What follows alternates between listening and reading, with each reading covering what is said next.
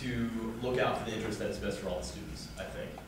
We can sit here all day and talk about the potential numbers of jobs that are lost, and I understand that obviously we've known that being a Lincoln-based organization, that's, it could hit home on that note. But I think what's important to be discussed tonight is how this would be beneficial to the students. And I think, honestly, the benefits to the students outweigh the potential negative effects it could have on, let's say, job numbers.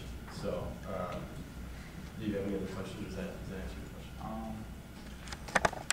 So then that would still have the overhead. That would be basically we'll say 9% would still be going to all that. I was just considering what are the jobs. Yeah, I'm just not too keen on the loan industry. Mm-hmm. I'm myself. I'm learning along with everyone else.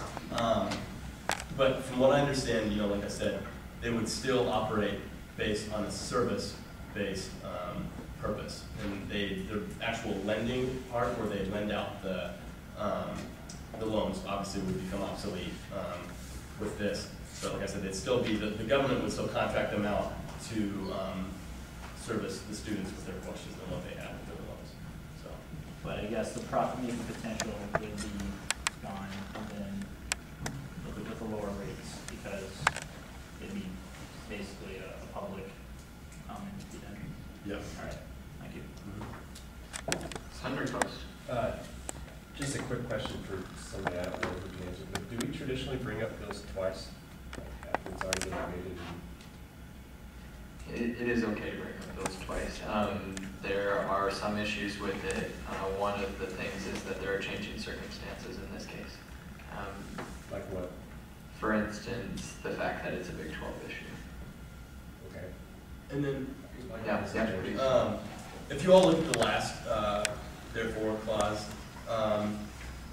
it gives the power to the I'm trying to find the student. Oh my gosh, there we go. The ASUN endorses the UNL representatives' efforts to lobby for support. So I think it's making it, it's changing it so much that it's making it specific to only the representatives are going out there on behalf of the Big 12 conference and not as a whole government liaison committee. Does that answer your question, Senator Post? Well, I would argue that it doesn't change anything, but that's debate, not questions. There was also more information provided by Craig Moonier, which we didn't have the benefit of last time.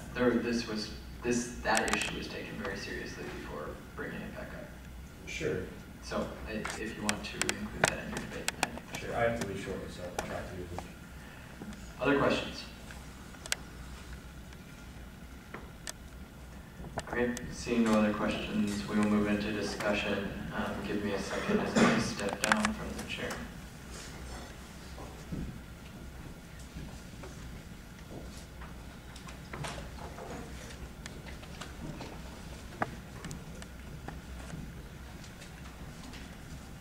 Senator Solomon? I represented, or went to the Big 12 on the Global Conference last year. It was great in a lot of respects, for the fact that we lobbied on behalf of student voice, with the other Big 12 schools. And we go into different congressmen's offices, and we sit there with people from Texas Tech, Texas A&M, K-State, and we talk about issues that we all could agree on, and we all had the majority to lobby on behalf of our student population. That being said, seeing that there's only 2 issues to lobby on at Big 12 as far as the Big 12 days go, I think it's very important to pass this directive. Not only that, but people are bringing up the fact that this is a partisan issue. And if you think it's a partisan issue, I suggest you do your homework. The private sector, as far as student loans go, only exists because there's a government subsidy funding that loan when it's offered to the students. Anytime that a student loan is offered to a student through a private entity, the government subsidizes that loan, pays the private lender, and then takes the loan right back. So the private lender, gets a subsidy, it has absolutely no risk, and makes off like a bandit because they have no risk, but they're still getting money from the government. What that does in turn is it decreases the profitability of this loan for the government, who has to back these loans themselves, because if they don't, private lenders won't lend to students. So unless you have a huge entity like the United States government backing these loans, they won't have it.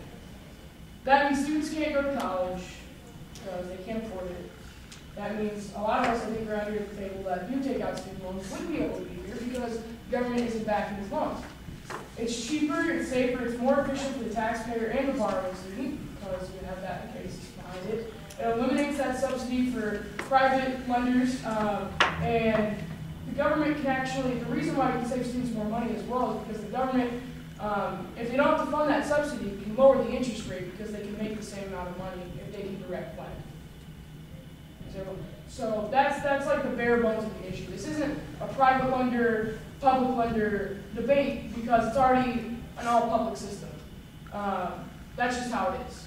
If it wasn't an all-public system, it wouldn't exist because private lenders aren't willing to put forward their capital in order to take what they consider a risky loan, but which in essence is not what we consider the home mortgage crisis we're in. That being said, if we're going to argue this on partisan lines or on, I don't agree with a huge national government and things like that, I would suggest you take a quick step back, look at the issue again objectively, and then make your judgment.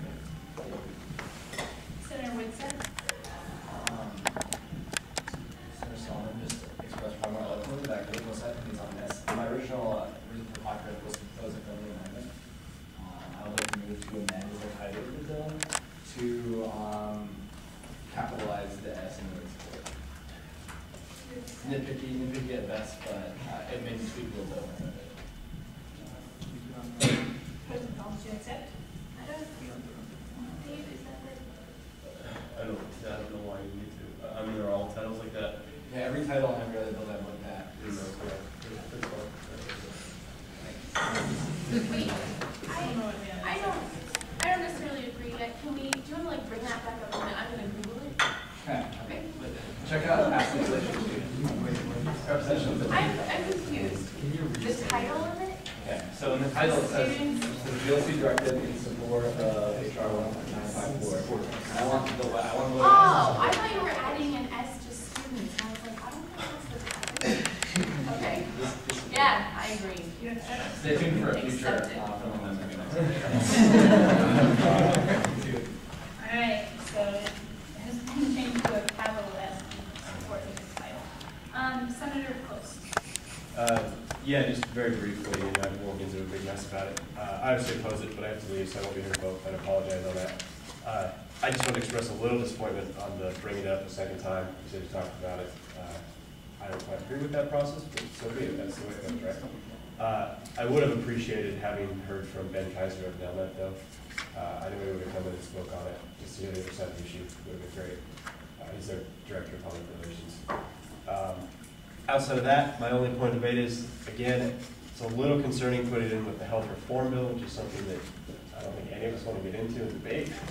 So I wish there was a way to keep the two separate. I think this tries to, by saying talk of potentially, instead of saying it is in, but that's also an issue.